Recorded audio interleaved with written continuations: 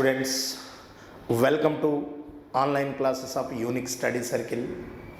So మీకు అందరికీ తెలిసిన విషయమే, ఈ డిసెంబర్లో ఏపీలో ఆంధ్రప్రదేశ్లో ఎస్ఐ అండ్ కానిస్టేబుల్కి సంబంధించినటువంటి నోటిఫికేషన్ 6,500 పోస్టులకి వస్తున్నట్టుగా గౌరవ ముఖ్యమంత్రి గారు ఆల్రెడీ స్టేట్మెంట్ ఇవ్వడం జరిగింది.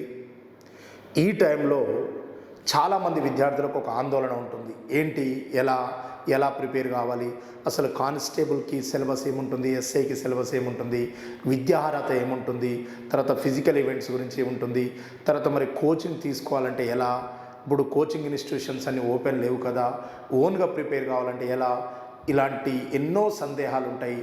సో ఈ వీడియోలో నేను ముఖ్యంగా ఏపీ కానిస్టేబుల్ ఎగ్జామ్ గురించి నేను క్లారిటీ ఇద్దామనుకుంటున్నాను. దాని సిలబస్ ఏంటి, దాని సెలెక్షన్ ప్రాసెస్, విధి విధానాలు ఏంటి, మొత్తం కూడా నేను ఈ వీడియోలో వివరించే ప్రయత్నం చేస్తున్నాను. చూడండి, ఇక్కడ ముఖ్యంగా విద్యార్థులకు ఒక విషయం చెప్పదలుచుకున్నాను.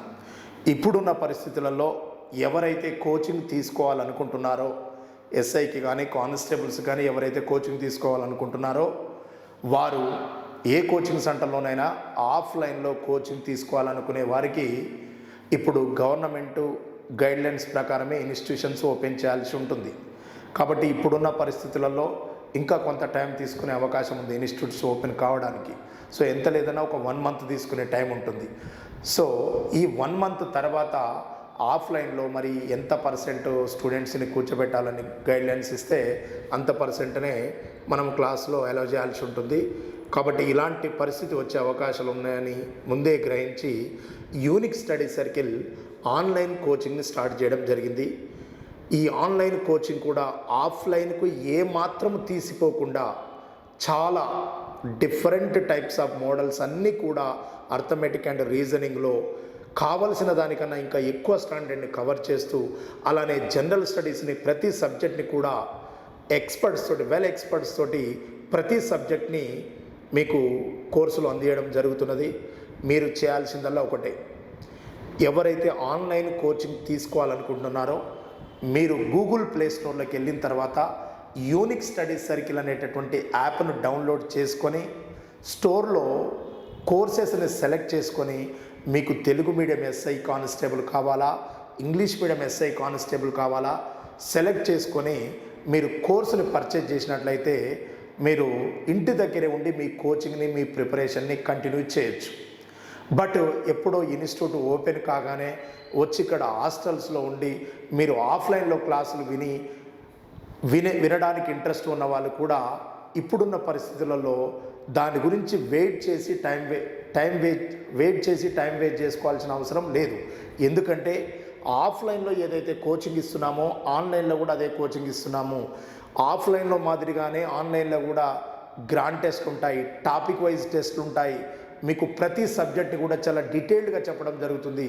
ఇన్ కేసు మీకు ఒకసారి ఏదైనా వీడియో ఒక సబ్జెక్ట్ చెప్తున్నాడు మీకు అర్థం కాలేదనుకోండి, దాన్ని ఒకసారి కాకపోతే 10 సార్లైనా మళ్ళీ మీరు రీప్లే చేసుకొని చూసుకోవచ్చు.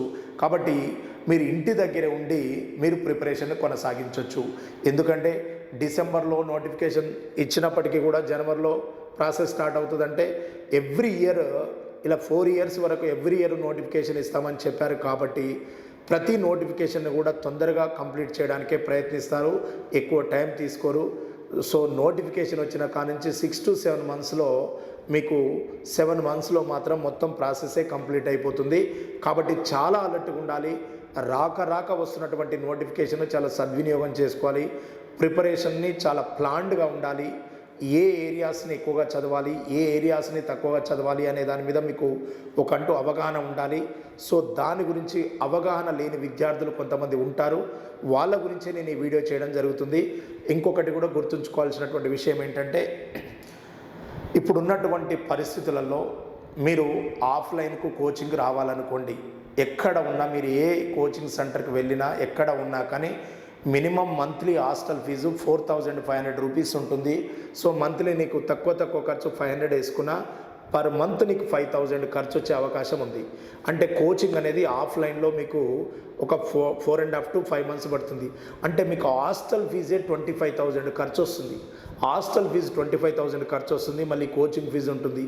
సో ఇవన్నీ ఇబ్బందిగా ఫీల్ కాకుండా నేను ఏమంటున్నాను అంటే, సేమ్ కోచింగ్ నీకు ఆఫ్లైన్లో ఉన్నదే ఆన్లైన్లో అందుబాటులో ఉన్నప్పుడు నువ్వు ఆన్లైన్కు ప్రిఫర్ చేయడం వలన నీకు టైం సేవ్ అయ్యే అవకాశం ఉంది.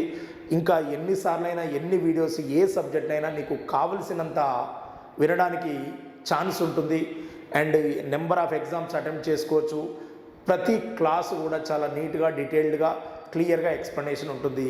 కాబట్టి నువ్వు ప్రిపరేషన్ విషయంలో ఎలాంటి డౌట్ లేకుండా నీట్గా నువ్వు అనుకున్నటువంటి గోల్ని రీచ్ కావడానికి ఈ మన unique study circle online coaching అనేది మీకు హెల్ప్ అవుతుందని నేను భావిస్తున్నాను. దట్టు ఇంకొకటి ఏంటంటే, మీకు ఒక ఆఫ్లైన్ కోచింగ్ తీసుకున్నాం అనుకోండి, ఒకవేళ ఆఫ్లైన్ అనేది ఇచ్చినా కూడా మనకు గవర్నమెంట్ గైడ్ లైన్స్ ప్రకారం మూవ్ కావాలి కాబట్టి దానికి టైం పట్టవచ్చు.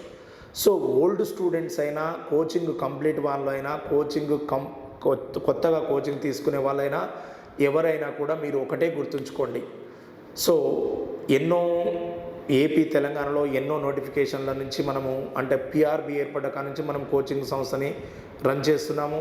సో అన్ని నోటిఫికేషన్స్ ప్రిలిమ్స్ మెయిన్స్ ప్యాటర్న్ వచ్చిన కాంచి ప్రతి నోటిఫికేషన్కి మనము కోచింగ్ ఇవ్వడం జరిగింది. మీరు ఏ ఒక్కరు కూడా నెగ్లెక్ట్ చేయొద్దు, అవునా? ఎందుకు అంటే మీరు ఇప్పుడున్న పరిస్థితులలో ఏ నోటిఫికేషన్స్ లేకుండా ఎస్ఐ కానిస్టేబుల్ నోటిఫికేషన్ అనౌన్స్ అయింది కాబట్టి ఎక్కువ మంది విద్యార్థులు దాని వైపే చూసే ఛాన్స్ ఉంది. కాబట్టి ఎవరైతే ఎస్ఐ కానిస్టేబుల్ కావాలనుకునే దృఢ నిశ్చయంతో ఉన్నారో మీరు 100% ఎఫర్ట్ పెట్టాల్సి ఉంటుంది. డైలీ మినిమం 8 hours ప్రిపరేషన్ ఉండాలి. సో ఈ రోజు నుంచి స్టార్ట్ చేసి మీరు నోటిఫికేషన్ మెయిన్స్ కంప్లీట్ అయ్యేంత వరకు కూడా మీరు ప్రిపరేషన్ అదే విధంగా కొనసాగించాలి. సో మీరంతా కూడా రానున్న నోటిఫికేషన్లో ఉద్యోగం సాధించాలని మనస్ఫూర్తిగా కోరుకుంటున్నాను. ఒక్కసారి మనము ఈ ప్రాసెస్ విధానం చూద్దాం. ఒక్కసారి ఏంటంటే చూడండి, ఎస్ఐకైనా కానిస్టేబుల్కైనా ఆల్మోస్ట్ సెలక్షన్ ప్రాసెస్ అంతా సేమ్ ఉంటుంది, సిలబస్ కూడా ఆల్మోస్ట్ సేమ్ ఉంటుంది. కాకపోతే జస్ట్ వెయిటేజ్లో తేడా ఉంటుంది. సిలబస్లో తేడా ఉండదు, ప్రాసెస్లో తేడా ఉండదు.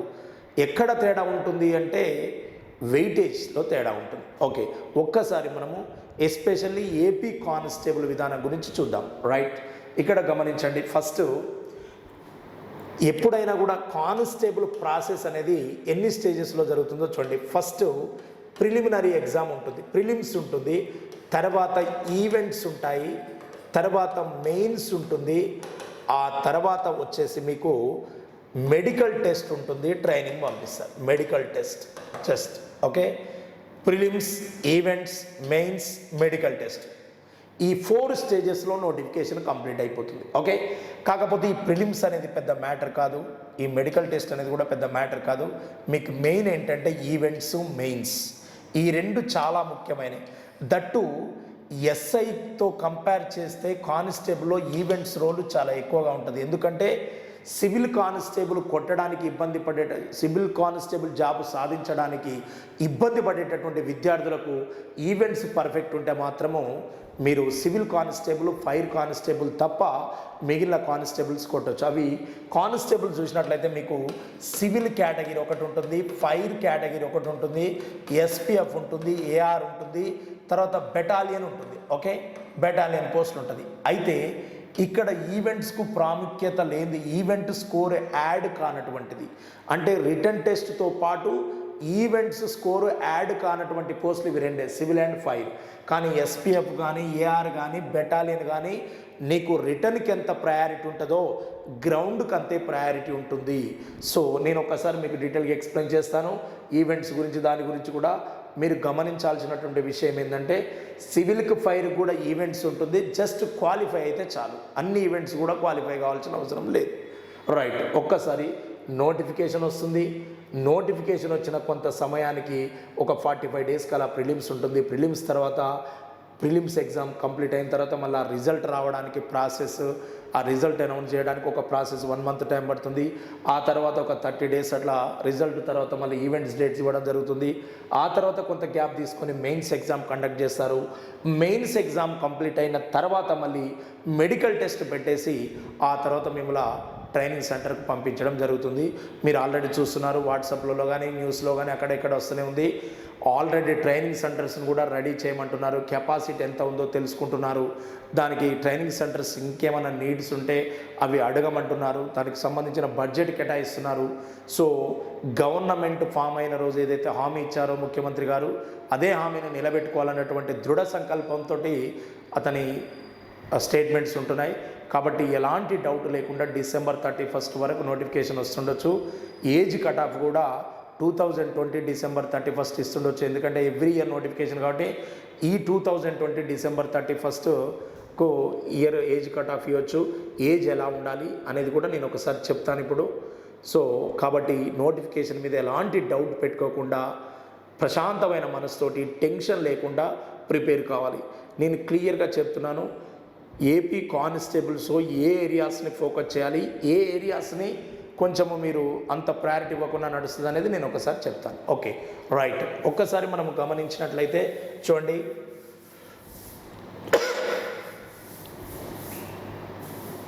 First stage 1. ఓకే, స్టేజ్ 1లో మనకేముంటుందంటే ప్రిలిమ్స్ ఉంటుంది, అవునా? రైట్. ఈ ప్రిలిమ్స్ అనేది ఎన్ని మార్క్స్కి ఉంటుంది? 200 మార్క్స్కి ఉంటుంది. ఓకే, ఈ 200 మార్క్స్ కూడా ఆబ్జెక్టివ్, అంటే అన్ని మల్టిపుల్ చాయిస్ క్వశ్చన్స్ ఉంటాయి. ఓకే, సో 200 మార్క్స్ ఉంటుంది. టైం ఏముంటుందంటే 3 hours టైం ఉంటుంది. ఓకేనా, 3 hours టైం ఉంటుంది. ఈ ప్రిలిమ్స్ 200 మార్క్స్కి ఉంటుంది. ప్రిలిమ్స్ 200 మార్క్స్కి ఉంటుంది. 3 hours టైం ఉంటుంది. మొత్తం ఆబ్జెక్టివ్ మేనర్లో ఉంటుంది. ఇది ఈ 200 మార్క్స్లో ఏ సబ్జెక్టు వెయిటేజ్ ఎంత ఉంటుంది అనేది నేను చెప్తాను. ఎందుకంటే ప్రిలిమ్స్లో వెయిటేజ్ ఎలా ఉంటుందో మెయిన్స్లో కూడా అలానే ఉంటుంది. ఒకేసారి నేను ప్రిలిమ్స్లో ఏ సబ్జెక్ట్ వెయిటేజ్ ఎలా ఉంటుంది, మెయిన్స్లో ఏ సబ్జెక్ట్ వెయిటేజ్ ఎలా ఉంటుందో ఒకేసారి చెప్తాను. స్టేజ్ 1 ప్రిలిమ్స్ అయిపోయిన తర్వాత స్టేజ్ 2కి వచ్చిన తర్వాత మనము స్టేజ్ 2లో ఏముంటుందంటే ఈవెంట్స్ ఉంటాయి. ఈవెంట్స్. స్టేజ్ 3 ఏంటంటే స్టేజ్ 3 వచ్చేసి మెయిన్స్ ఉంటుంది. ఓకేనా, మెయిన్స్ ఎగ్జామ్ ఉంటుంది. ఓకే, ఈ మెయిన్స్ ఎగ్జామ్ కూడా 200 మార్క్స్కే ఉంటుంది. సో ఇది కూడా ఆబ్జెక్టివ్ ఉంటుంది. Same pattern same syllabus objective మేనర్లో ఉంటుంది. టైం కూడా 3 hours ఉంటుంది. రైటా? అయితే ఇక్కడ గమనించాల్సినటువంటి విషయం ఏంటంటే stage 1 prelims 200 marks, objective 3 hours. రైటా? ఇక్కడ మీకు ఏంటంటే ఇక్కడ అర్థమెటిక్ ఉంటుంది, రీజనింగ్ ఉంటుంది, జనరల్ ఇంగ్లీష్ ఉంటుంది, కరెంట్ అఫైర్స్ ఉంటుంది, స్టాండర్డ్ జనరల్ స్టడీస్ ఉంటుంది, జిఎస్. ఓకే, జిఎస్ అంటే physics, chemistry, biology, economy and geography, తర్వాత పాలిటీ, ఇవన్నీ కూడా. సో అర్థమెటిక్ ఉంటుంది, రీజనింగ్ ఉంటుంది, జనరల్ ఇంగ్లీష్ ఉంటుంది, కరెంట్ అఫైర్స్ ఉంటుంది, జనరల్ స్టడీస్ ఉంటుంది. ఓకే, అది సేమ్ ఇక్కడ మెయిన్స్లో కూడా arithmetic, reasoning, general English, current affairs, arithmetic, reasoning, general English, current affairs and general studies ఉంటుంది. ఓకే, ఇది ప్రిలిమ్స్లోనైనా అదే సిలబస్ ఉంటుంది, మెయిన్స్లోనైనా అదే సిలబస్ ఉంటుంది. ఓకేనా? అయితే ఇక్కడ మనం గమనించాల్సినటువంటి ఒక విషయం ఏంటంటే, క్లియర్గా మనం చూడాల్సినటువంటి విషయం ఏంటంటే, మరి ఈవెంట్స్ అనేది ఎలా ఉంటుందంటే ఎస్ఐకి ఎలా ఉంటాయో ఈవెంట్స్ కానిస్టేబుల్స్ కూడా అలానే ఉంటాయి. ఓకే, ఇప్పుడు తెలంగాణలో కానీ ఎక్కడైనా చూడండి ఈవెంట్స్ ఒకేసారి కండక్ట్ చేస్తున్నారు. ఎస్ఐకి సపరేటు, కానిస్టేబుల్కి సపరేట్ కండక్ట్ చేయరు. ఒకసారి నోటిఫికేషన్ వచ్చిందంటే వరుసగా ఎస్ఐ కానిస్టేబుల్స్ రెండు కలిసే వస్తాయి. కానీ ఒకసారి ఎస్ఐ నోటిఫికేషన్ ఇచ్చి కానిస్టేబుల్ ఆపడం, కానిస్టేబుల్ ఇచ్చేసి ఎస్ఐ ఆపడం అనేది ఉండదు. సో రెండు కూడా వరుస నోటిఫికేషన్లుగా వస్తుంటాయి. కాబట్టి మీరు ఈవెంట్స్ కూడా ఒకేసారి కండక్ట్ చేస్తుంటారు. ఈ స్టేజ్ 2లో ఈవెంట్స్ ఎలా ఉంటాయో ఒకసారి చూద్దాం. నేనేమంటున్నానంటే తెలంగాణలో ఉన్నటువంటి ఈవెంట్స్ అన్నీ కూడా ఏపీలో ఉండవు, తక్కువ ఈవెంట్స్ ఉంటాయి. ఓకే, ఈ ఈవెంట్స్ చూసినట్లయితే ఈవెంట్స్లో ఫస్ట్ ఒకటి 1600 మీటర్స్ అని ఒకటి ఉంటుంది, తర్వాత 100 మీటర్స్ అనేది ఒకటి ఉంటుంది, నెక్స్ట్ లాంగ్ జంప్ అనేది ఒకటి ఉంటుంది. ఓన్లీ 3 ఈవెంట్స్ మాత్రమే ఉంటాయి ఏపీలో. ఓకేనా? అదే తెలంగాణకు ఈ 3 ఈవెంట్స్తో పాటు షార్ట్ పుట్ అనేది ఒకటి ఉంటుంది, మళ్ళీ హై జంప్ అనేది కూడా ఒకటి యాడ్ అవుతుంది. ఇక్కడ 1600 మీటర్స్ ప్లేస్లో 800 మీటర్స్ ఉంటుంది తెలంగాణలో. ఓకేనా? రైట్, ఒక్కసారి చూడండి. 1600 మీటర్స్ ఉంటుంది, 100 మీటర్స్ ఉంటుంది, లాంగ్ జంప్ ఉంటుంది. రైటా? ఇప్పుడు మనం మేల్ కేటగిరీలో చూద్దాం. పురుషులలో ఎలా ఉంటుందంటే ఈ 1600 మీటర్స్ 8 మినిట్స్లో క్వాలిఫై కావాలి. ఈ 100 మీటర్స్ అనేది 15 సెకండ్స్లో క్వాలిఫై కావాలి. తర్వాత వచ్చేసి మనకు ఈ లాంగ్ జంప్ అనేది ఏదైతుందో లాంగ్ జంప్ అనేది ఏదైతుందో 3.8 మీటర్స్ ఉండాలి. 3.8 జంప్ చేయాలి, అంటే మినిమం అది. సో లాంగ్ జంప్ అనేది అబ్బాయిలు 3.8 మీటర్లు, 100 మీటర్స్ అనేది 15 సెకండ్లు, 1600 మీటర్లు అనేది 8 నిమిషాలలో ఫినిష్ చేయాలి. అదే ఫిమేల్ కేటగిరీకి వచ్చేసరికి మనం అబ్జర్వ్ చేయాల్సింది ఏంటంటే ఈ 8 మినిట్స్ కాస్త 10.5 మినిట్స్ అవుతుంది, 10.5 నిమిషాలు అవుతుంది. అబ్బాయిలకు 8 నిమిషాల టైం ఉంటే అమ్మాయిలకు స్త్రీ విభాగంలో ఎంత ఉంటుందంటే 10.5 నిమిషాలు ఉంటుంది. ఈ 15 సెకండ్లు కాస్త 18 సెకండ్లు అవుతుంది. కానీ ఇక్కడ కొంచెం కష్టమైన విషయం ఏంటో తెలుసా? అదే తెలంగాణలో అబ్బాయిలకు 15 సెకండ్లు, అమ్మాయిలకు 20 సెకండ్లు ఉంటుంది. అమ్మాయిలకు 20 సెకండ్లు ఉంటుంది, కానీ ఇది 18 సెకండ్లే ఉంటుంది. ఇప్పుడు ఏపీలో మాత్రం ఈవెంట్స్ అమ్మాయిలకు ఎంత అంటే 18 సెకండ్స్లోనే 100 మీటర్స్ కంప్లీట్ చేయాలి. ఇది మాత్రము 3.8 మీటర్స్ అబ్బాయిలకు ఉంటే అమ్మాయిలకు మాత్రం 2.75 మీటర్స్ ఉంటుంది. ఇది ఈవెంట్స్.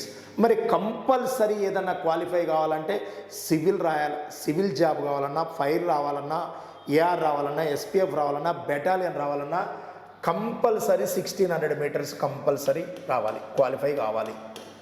ఇది క్వాలిఫై కాలేదంటే ఎవరైనా ఇంటికే. ప్రిలిమ్స్ క్వాలిఫై అయిన తర్వాత ఈవెంట్స్కి వచ్చేటప్పుడు కంపల్సరీ క్వాలిఫై కావాల్సింది అబ్బాయిలు కానీ అమ్మాయిలు కానీ 1600 మీటర్స్ కంపల్సరీ క్వాలిఫై కావాలి. ఇన్ కేసు 1600 మీటర్స్ క్వాలిఫై కాలేదనుకో నువ్వు అక్కడ నుండే వెనుదిరగాల్సి ఉంటుంది. అంటే ఇది కంపల్సరీ క్వాలిఫై కావాలి. ఇది క్వాలిఫై అయిన తర్వాత ఈ రెండిట్లో ఏదో ఒకటి క్వాలిఫై అయితే నువ్వు సివిల్కి కానీ, సివిల్ జాబ్కి కానీ, ఫైర్కి కానీ ఎలిజిబుల్ ఉంటావు. కానీ ఇది క్వాలిఫై మిగిలిన 2 కూడా క్వాలిఫై అయితే civil, fire, AR, SPF, battalion అన్ని కానిస్టేబుల్స్లో ఎన్ని రకాల ఉద్యోగాలు ఉన్నాయో వాటన్నిటికీ కూడా ఎలిజిబుల్ ఉంటావు. కాబట్టి సో ఒక 1600తో పాటు ఈ రెండిట్లో ఏదో ఒకటి క్వాలిఫై అయితే మీకు సివిల్ కానీ, ఫైర్ కానీ ఉంటుంది. అయితే నేనేం చెప్తున్నానంటే ఇక్కడ ఏపీలో ఈవెంట్స్ రోల్ అనేది అంతగా ఉండదు. అబ్బాయిలు 1600 మీటర్లు 8 నిమిషాలలో పరిగెత్తడం మ్యాటర్ కాదు. 100 మీటర్ 15 సెకండ్లు అనేది తెలంగాణలో, ఏపీలో సేమ్ ఉంది. కానీ నేనేం చెప్తున్నానంటే ఈవెంట్ని నెగ్లెక్ట్ చేయొద్దు. ఈవెంట్ని కూడా చాలా ఫోకస్ చేయాలి. ఈవెంట్ వెయిటేజ్ కూడా ఎక్కువగా ఉంటుంది. ఈవెంట్ను బేస్ చేసుకొని కూడా ఉన్న జాబ్స్ కూడా ఉన్నాయి. కాబట్టి ఖచ్చితంగా ఈవెంట్ ఫోకస్ చేయాలి.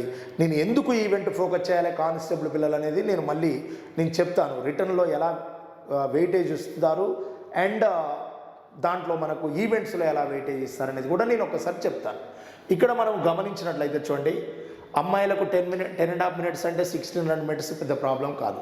కానీ అమ్మాయిలు ఎక్కడ కూడా ఎక్కువగా డిస్క్వాలిఫై అయ్యేది ఎక్కడ అంటే ఇక్కడ 18 సెకండ్స్లో అమ్మాయిలు 100 మీటర్స్ పరిగెత్తాలనేది కొంచెం ఇబ్బందికరమైన అంశం. కొంచెం చాలా జాగ్రత్తగా ప్లాన్ చేయాలి. ఒకేసారి పరిగెత్తకుండా కొంచెం ముందు నుంచే ప్లాన్డ్గా ఇప్పటి నుండే స్టార్ట్ చేసుకొని మార్నింగ్ కొంచెం, ఈవినింగ్ కొంచెం, మీరు ఎక్కడ ఉంటే అక్కడ, మీ ఊర్లో ఉంటే మీ ఊర్లో, మీరు హైదరాబాద్లో ఉంటే హైదరాబాద్లో, వైజాగ్లో ఉంటే వైజాగ్, విజయవాడ ఎక్కడైనా, విజయవాడ ఉంటే విజయవాడ, తిరుపతి ఉంటే తిరుపతి, ఎక్కడైనా పర్లేదు. కానీ మీరు ఉన్న ప్లేస్లో మార్నింగ్ అండ్ ఈవినింగ్ స్లోగా జాగ్ చేస్తూ కొంచెం బాడీని కంట్రోల్లో చేసుకొని మీరు ఈవెంట్ స్టార్ట్ చేయండి. అట్ ది సేమ్ టైం మీరు ప్రిపరేషన్ కూడా ఈ రోజు నుంచే ప్రారంభించాలని చెప్తున్నాను. Okay, right. ఇక్కడ చూడండి, ఈ ఈవెంట్స్ తర్వాత మనకేముంటుంది, మెయిన్స్ ఉంటుంది. ఓకే, ఇప్పుడు ఈవెంట్స్ విషయం ఇది. బట్ ఇక్కడ ఈ ప్రిలిమ్స్లో మీకు ఎలా కట్ ఆఫ్ అంటే ప్రిలిమ్స్ అనేది 200 మార్క్స్ అని చెప్పాను.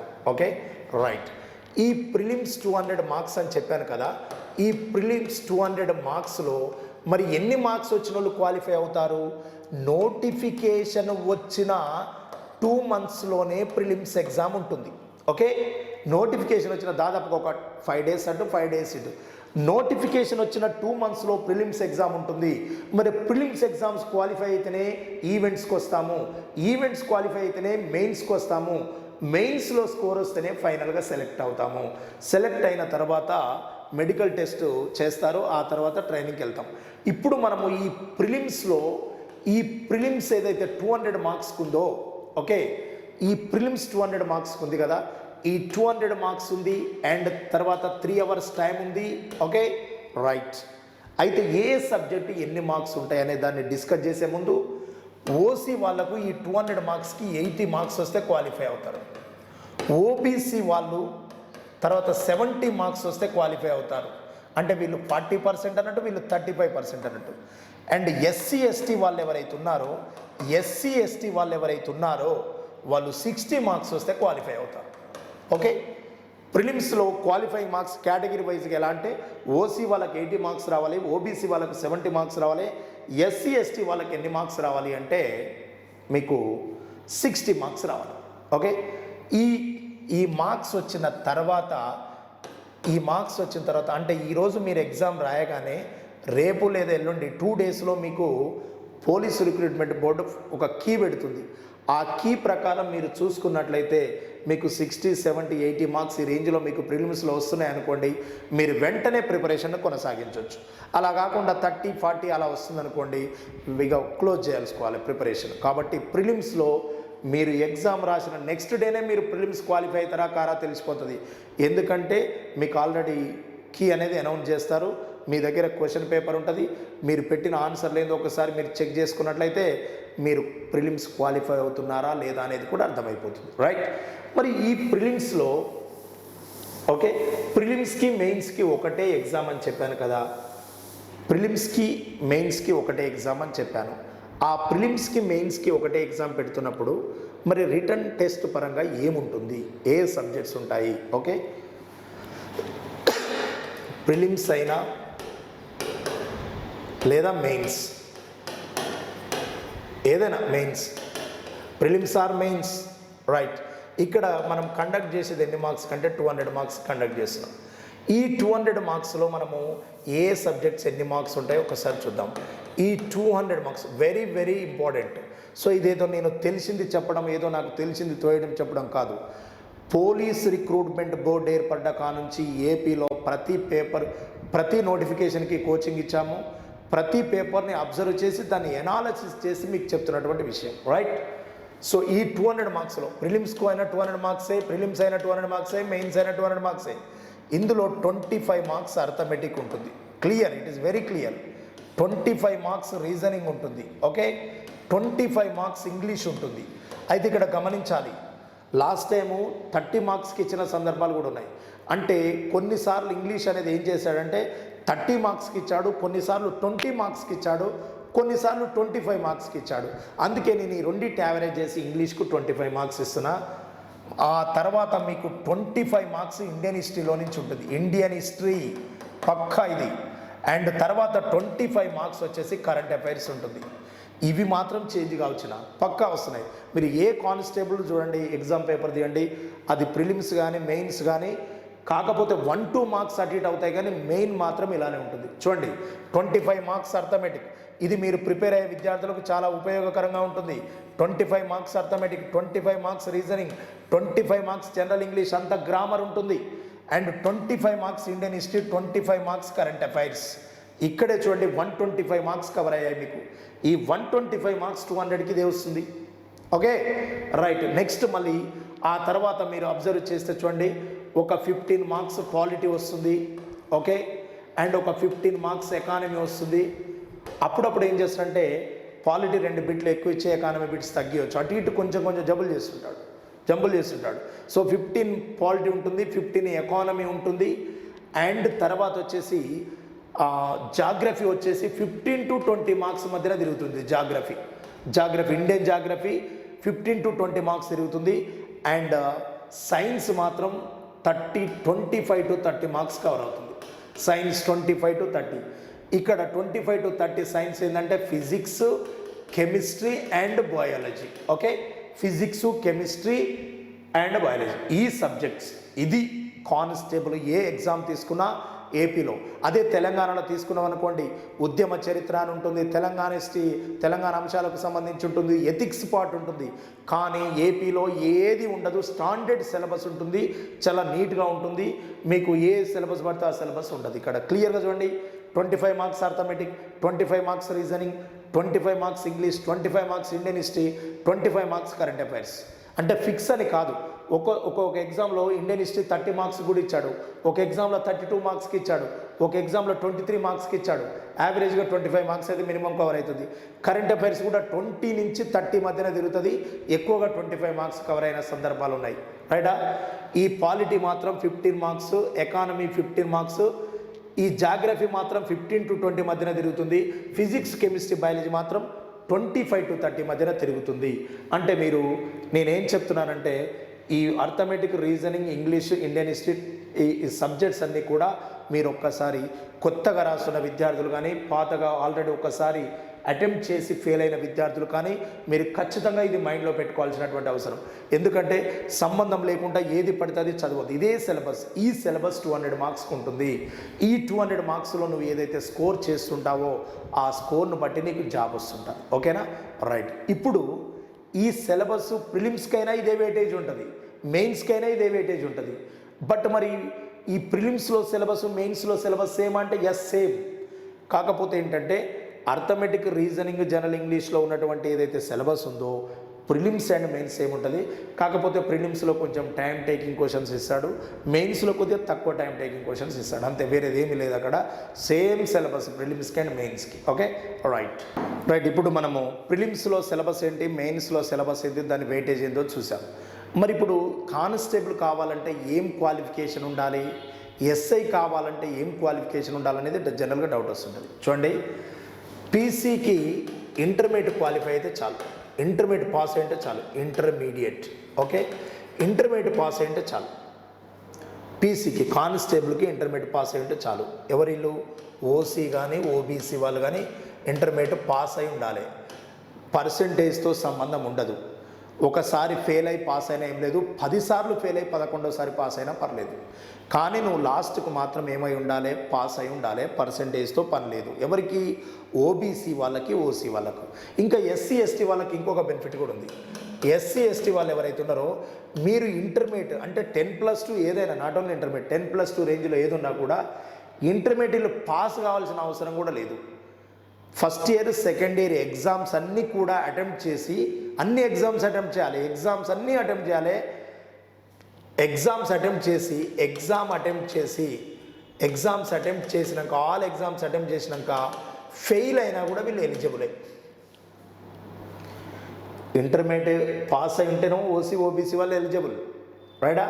కానీ ఎగ్జామ్ ఎస్సీ ఎస్టీ వాళ్ళు పాస్ అయినా ఓకే, ఒకవేళ పాస్ కాకుండా ఫెయిల్ అయి ఉన్నారనుకో వాళ్ళు కూడా ఓకే అవుతారు, ఎలిజిబుల్ అవుతారు. కానీ ఎప్పుడు ఎలిజిబుల్ అవుతారు? వాళ్ళు ఆల్ ఎగ్జామ్స్ అన్ని ఎగ్జామ్స్ అటెంప్ట్ చేసి ఉండాలి. అంటే ఇంటర్మీడియట్లో ఉన్నటువంటి first year, second year exams అన్నీ అటెంప్ట్ చేసి ఉన్నట్లయితే వాళ్ళు ఎలిజిబుల్ అవుతారు. సార్ మరి మేము పాస్ కావద్దా అని డౌట్ పెట్టుకోవద్దు. పాస్ అయిన వాళ్ళు ఖచ్చితంగా ఎలిజిబుల్ అవుతారు. ఇన్ కేస్ ఫెయిల్ అయిన వాళ్ళు మాత్రం ఖచ్చితంగా అన్ని ఎగ్జామ్స్ అటెంప్ట్ చేసి ఉండాలి. మరి ఇలా ఏజ్ ఎలా ఉంటుందంటే ఓసీకి ఎలా ఉంటుందంటే 18 to 22 ఇయర్స్ ఉండాలి. అంటే 17 కంప్లీట్ అయితే చాలు, 18 స్టార్ట్ అయి ఉండాలి.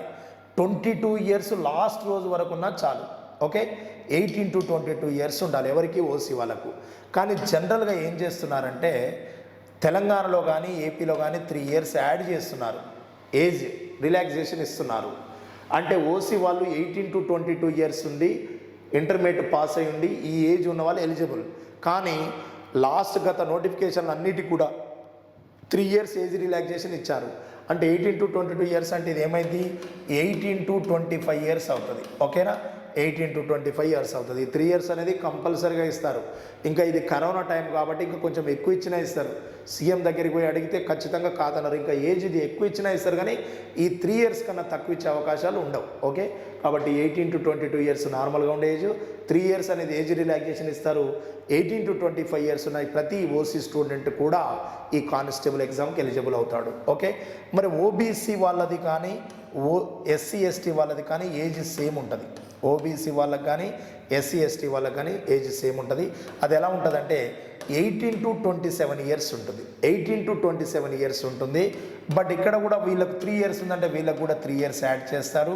సో 18 to 27 ఇయర్స్ ఉన్నారు కదా, 18 to 27 ఇయర్స్ ఏజ్కి 3 ఇయర్స్ యాడ్ చేస్తే 18 to 30 ఇయర్స్ వరకు కూడా కానిస్టేబుల్ ఏజ్కి ఎలిజిబుల్ ఉంటుంది. ఓకేనా? రైట్, ఇది ఏజ్. ఇంటర్మీడియట్ పాస్ అయి ఉండాలి లేదా ఈక్వలెంట్ క్వాలిఫై అయి ఉండాలి. ఎస్సీ ఎస్టీ వాళ్ళైతే ఎగ్జామ్స్ అటెంప్ట్ చేసి ఉండాలి, ఫెయిల్ అయినా పర్లేదు.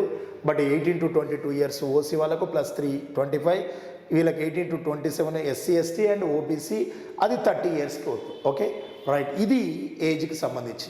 సేమ్ ఏజ్ ఎస్ఐ కూడా ఇలానే ఉంటుంది. ఒకటే గుర్తుంచుకోండి, ఏజ్లో కానీ ఈవెంట్స్లో కానీ ఎస్ఐకి కానిస్టేబుల్స్కి వేరియేషన్ ఉండదు, సేమ్ ఉంటుంది. కాకపోతే ఏజ్లో మాత్రం ఇక్కడ మీకు ఒకటి ఏజ్లో మాత్రము చేంజ్ ఉంటుంది, సారీ ఈవెంట్లో చేంజ్ ఉండదు, ఏజ్లో చేంజ్ ఉంటుంది. ఓకే, వాళ్ళకు 21 ఇయర్స్ నుంచి స్టార్ట్ అయ్యి 33 ఇయర్స్ వరకు ఉంటుంది. సో అది ఎస్ఐ చెప్పేటప్పుడు నేను చెప్తాను, బట్ ఇప్పుడు ఓన్లీ కానిస్టేబుల్ ఎక్స్ప్లెయిన్ చేస్తున్నాను. ఎగ్జామ్ ప్యాటర్ను అండ్ ఏజ్ గురించి ఎస్ఐకి కానిస్టేబుల్కి వేరియేషన్ ఉంటుంది. కానీ ఎక్కడ వేరియేషన్ ఉండదు మీకు అంటే, మీకు ఎక్కడ వేరియేషన్ ఉండదు అంటే ఎస్ఐకి కానిస్టేబుల్కి ఈవెంట్స్లో వేరియేషన్ ఉండదు, సేమ్ మార్క్స్ ఉంటుంది, సేమ్ ఈవెంట్స్ ఉంటాయి. ఓకే రైట్, ఇది తీసేస్తున్నాం. ఇక్కడ గమనించాల్సినటువంటి విషయం ఒకటి ఏంటంటే, మనము చూడండి, ఇప్పుడు నేను 200 మార్క్స్లో మీకు ఇచ్చిన దాని ప్రకారము అర్థమెటిక్ 25 మార్క్స్, రీజనింగ్ 25 మార్క్స్ ఇచ్చాను, అండ్ జనరల్ ఇంగ్లీష్ వచ్చేసి 25 మార్క్స్ ఇచ్చాను, ఇండియన్ హిస్టరీ వచ్చేసి 25 మార్క్స్ ఇచ్చాను, అండ్ తర్వాత వచ్చేసి కరెంట్ అఫైర్స్ కూడా 25 మార్క్స్ ఇచ్చాను, అండ్ పాలిటీ వచ్చేసి 15 మార్క్స్ ఇచ్చాను, ఎకానమీ వచ్చేసి 15 మార్క్స్ ఇచ్చాను, జాగ్రఫీ వచ్చేసి 20 to 25 ఇచ్చాను, అండ్ నెక్స్ట్ వచ్చేసి మనకు సైన్స్ పార్ట్ వచ్చేసి 25 to 30 మార్క్స్ ఇచ్చాను. ఓకేనా? అయితే ఇక్కడ గమనించాల్సిన విషయం ఏంటంటే, జనరల్గా స్టూడెంట్స్ ఎక్కడ ఇబ్బంది పడుతున్నారంటే, నాన్ మ్యాథ్స్ స్టూడెంట్స్ వాళ్ళు ఎవరైతే ఉన్నారో వాళ్ళు ఇక్కడ మీకు ఎక్కడ ఇబ్బంది పడతారంటే ఈ 100 మార్క్స్ ఏరియాలో ఇబ్బంది పడతారు. ఓకే, 100 మార్క్స్ కాదు, ఈ 75 మార్క్స్ ఇబ్బందిగా ఫీల్ అవుతారు. ఓకే, ఈ 75 మార్క్స్ ఏంటంటే ఈ త్రీ కలిపితే 75 మార్క్స్. అర్థమెటిక్ ఇబ్బందిగా ఫీల్ అవుతారు, రీజనింగ్ ఇబ్బందిగా ఫీల్ అవుతారు, జనరల్ ఇంగ్లీష్ ఇబ్బందిగా ఫీల్ అవుతారు. ఈ 75 మార్క్స్ని ఇబ్బందిగా ఫీల్ అవుతారు. ఇక ఇదంతా ఇండియన్ హిస్టరీ కానీ, కరెంట్ అఫైర్స్ కానీ, పాలిటీ కానీ, ఎకానమీని కానీ, జాగ్రఫీని కానీ, సైన్స్ కానీ, జనరల్ స్టడీసే కదా అని చెప్పేసి దీని వెంటబడుతుంటారు. కానీ మీరు గమనించాల్సిన విషయం ఏందో తెలుసా? ఈ 3 సెక్టార్స్ని ఎప్పుడైతే నెగ్లెక్ట్ చేసినావో నువ్వు జాబును దూరమైనట్టే. అలానే వీటినే పట్టుకొని ఇవి నెగ్లెక్ట్ చేయాలని కాదు నేను చెప్పేది. తెలంగాణలో కానీ, ఏపీలో కానీ కానిస్టేబుల్ పేపర్ ఒక్కసారి ప్రీవియస్ పేపర్లు మీరు అబ్జర్వ్ చేస్తే మీ అందరి నోటి నుంచి వచ్చే ఒకే ఒక మాట, గ్రూప్ 2 గ్రూప్ 1 కన్నా స్టాండర్డ్ ఎక్కువ అని చెప్తారు, కానీ ఏ ఒక్కరు కూడా తక్కువ అని చెప్పరు. ఇక దట్టు మీకు ఇక్కడ సైన్స్ ఏపీ వాళ్ళు ముఖ్యంగా ఫోకస్ చేయాల్సినటువంటి అంశాలు నేను చెప్తా చూడండి. ఏపీలో అర్థమెటిక్ అండ్ కానిస్టేబుల్ పర్పస్లోనే చెప్తున్నాను. Arithmetic, reasoning, okay, arithmetic, reasoning, Indian history, okay, తర్వాత వచ్చేసి science part, current affairs part, ఈ ఏరియాని బాగా ఫోకస్ చేయాలి. అయితే ఇక్కడ మీకు ఇంగ్లీష్ని ఎందుకు చెప్తలేదంటే, ఇంగ్లీషు మీరు ప్రతిదీ part inch to inch prepare అయినా కూడా ఒక్కొక్కసారి పేపర్లో మీకు ఏమవుతుందంటే, మీరు ఎంత ప్రిపేర్ అయినా కూడా మీరు ఆ కాన్ఫిడెన్స్ తోటి కాన్ఫిడెంట్గా ఎగ్జామ్ని మీరు అటెంప్ట్ చేయలేరు. ఒక్కోసారి ఏమవుతుందంటే, గ్రామీణ ప్రాంతం నుంచి వచ్చేటటువంటి విద్యార్థులు, తెలుగు మీడియం బ్యాక్గ్రౌండ్ నుంచి వచ్చే వాళ్ళు ఏంటంటే కొంచెం ఇంగ్లీష్ గురించి భయపడుతుంటారు. కొంతమంది విద్యార్థులు చెప్తుంటారు అప్పుడప్పుడు, సార్ మేము ఏం చదవకపోయినా నాకు 15 మార్క్స్ వచ్చినాయి 25కి, మా ఫ్రెండ్ ఎక్కువగా ఇంగ్లీష్ ప్రిపేర్ అయ్యాడు, వాడికి 10 మార్క్సే వచ్చినాయని అంటుంటారు. కానీ అలా అని కూడా మీరు నెగ్లెక్ట్ చేయొద్దు. కానీ మీరు ఇప్పుడు నోటిఫికేషన్ రాకముందే మీరు ఫోకస్ చేయాల్సిన ఏరియాస్ ఏంటో నేను చెప్తున్నాను చూడండి. అర్థమెటిక్ ఫోకస్ చేయండి, రీజనింగ్ ఫోకస్ చేయండి, ఇండియన్ హిస్టరీ ఫోకస్ చేయండి, తర్వాత సైన్స్ అండ్ తర్వాత వచ్చేసి సైన్స్ పార్ట్ని ఫోకస్ చేయండి. కాకపోతే కొంత టైం మీరు ఏం చేయండి అంటే, ఇది ఉంది కదా, ఇంగ్లీష్ను కొంచెం పక్కకు పెట్టండి, తర్వాత ఎకానమీ పక్కకు పెట్టమంటే నేను అనేది ఏంటంటే, ఇప్పటికిప్పుడు మీరు దీని గురించి వరి కాకుండా స్టాక్ సబ్జెక్ట్ పెట్టండి. అంటే ఇంగ్లీష్ ఏదైతుందో ఇంగ్లీష్ని, తర్వాత ఈ ఎకానమీని, తర్వాత వచ్చేసి కరెంట్ అఫైర్స్ని కొంతకాలం తర్వాత చదివితే బెటర్ ఏమో అనేది నా ఒపీనియన్. ఓకే, మీరు మాత్రం ఇప్పుడు ఇమ్మీడియట్గా ప్రిపరేషన్లో ఉండాల్సిన సబ్జెక్ట్స్లలో మాత్రం అర్థమెటిక్, రీజనింగ్ అండ్ తర్వాత సైన్స్ పార్ట్.